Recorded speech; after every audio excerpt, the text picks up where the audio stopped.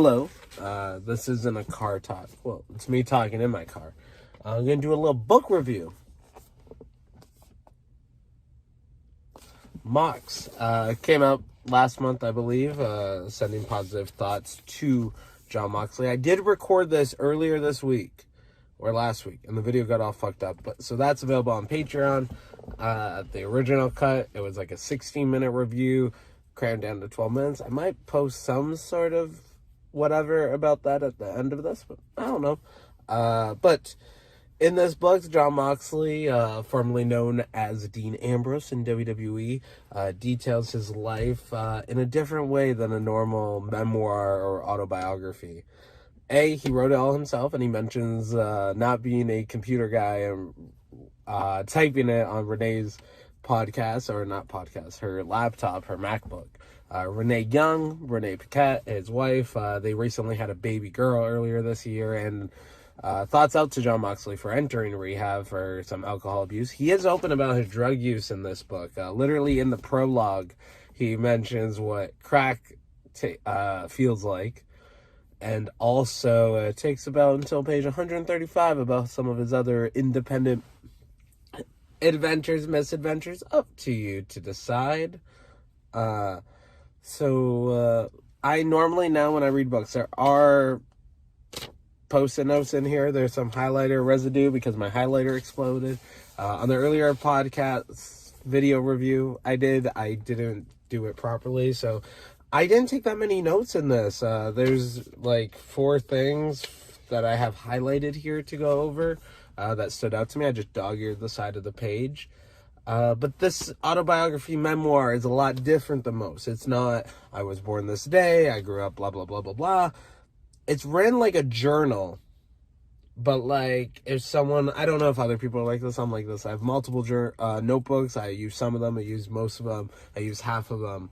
But the intention's there. This is written just off of random stories and put together, not really chronological order. There's the moment he talks about Brody Lee passing away December 26th last year, and that's about 4 pages, and then the next page and a half is dedicated to the perfect sandwich. So it's a fun book. I think this isn't a book, depending on the type of person you are. I do think you should buy it. It's definitely worthy to be on your bookshelf, because this is something that you can just pick up at any random stage, look through the chapters, go January 2019. First I heard of Tony Khan was from Chris Jericho. I haven't talked with Chris in some time, but like, it's just little stories like that you get to know the man, John Moxley, Jonathan Good. So I'll go through what I had. So this will either be overwhelming, you can't get through it in a day, or you're going to love it and get through it in a day, and then it's on the bookshelf, and then every now and then you pull out, read a little story, go, that's fucking crazy, and put it away. The first dog ear I have in it, though, it is page 94 during the chapter of, let me get the chapter segment name. This is quite a few pages. It's from his childhood. My apologies. Should have been a little more prepared. Cincinnati. So he just talks about being from a rough part of the country in Cincinnati, Ohio. He talks about he got jumped this one time when he was like 9 years old or 11, and a bunch of like 14 or 15-year-olds jumped him for no purpose and to beat the shit out of him. And he wrote, "Why? It made no sense. I didn't do anything to nobody. Later, I would look in the mirror and see a grotesque scrape on the side of my face, as well as what would be the first of somewhere in the ballpark of 1 million black eyes over the next couple of decades. It was kind of cool. I looked like one of the wrestlers from the black and white pages in the back of the magazines.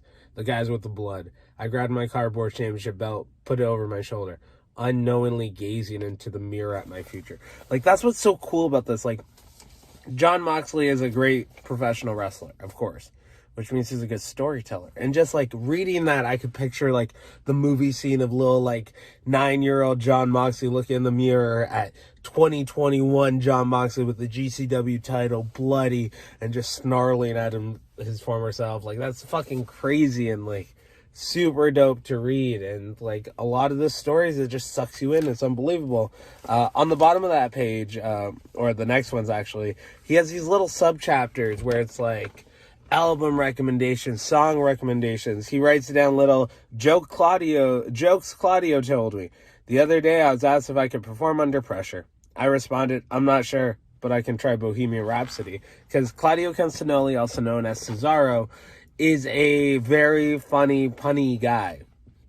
So there's a lot of little jokes like that that's in it. And then, like, for movie recommendations, Flick Pick. This is from page 219.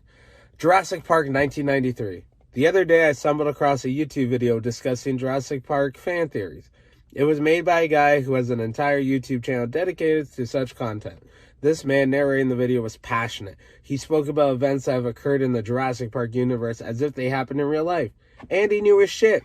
He spoke with the confidence of an Ivy League professor when he talked about matters such as velociraptors, InGen, herbivores on Isla Soma, and the Lisney contingency. He'd clearly spent hours upon hours of life going over footage, scouring the internet for the secrets of Jurassic Park.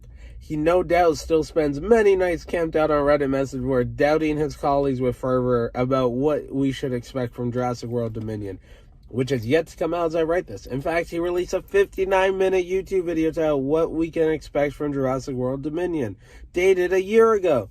This man's all in. I watched the first video and wonder what kind of adult man spends this much time on such matters. Does he have a job, kids, and a significant other? He can't, right?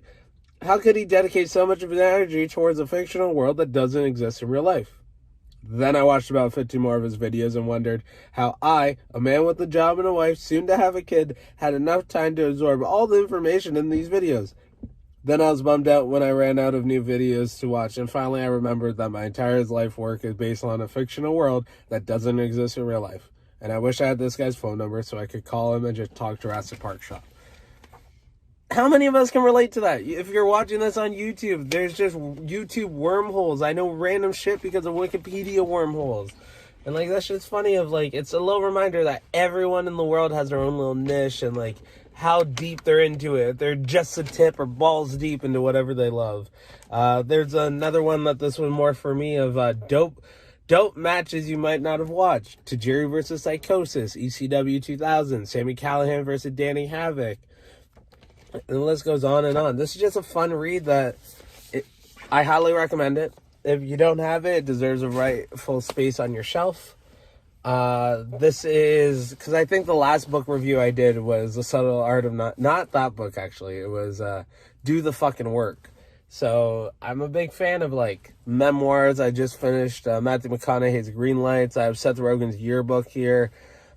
The Happiest Man in the World, about a Auschwitz survivor from the Holocaust. I think I might be reading that on my way to Ottawa tomorrow. So I have a diverse selection of random books, so look forward to these book reviews. But what rejuvenated my love for books was Tools of the Titans by Tim Ferriss. And in that, he mentions that his book is like a buffet. Don't think you have to read it cover to cover. Pick out the little things you want. So this I would put on the buffet style book. Must read, must buy. You might not be a must read, but a must buy. You will enjoy the wackiness in the life of Jon Moxley. And with that, myself at Holden Pro, Twitter, Instagram, Brendan Caulfield on Facebook, such like that. All the links are down below. Patreon.com/BrendanC, BRENDONE, the letter C. Yeah, for all my updates. I also started a link tree, so all those links are down below. Talk to you very soon. Have a good morning, good afternoon, good evening, good night. If you're watching this and you're in the Ottawa area, I'm wrestling at C4 tonight, not at the Little Italy building, at some sort of university college. So have a good morning, good afternoon, good evening, good night. Just have fun. Stay safe, stay healthy, and I truly appreciate each and every one of you.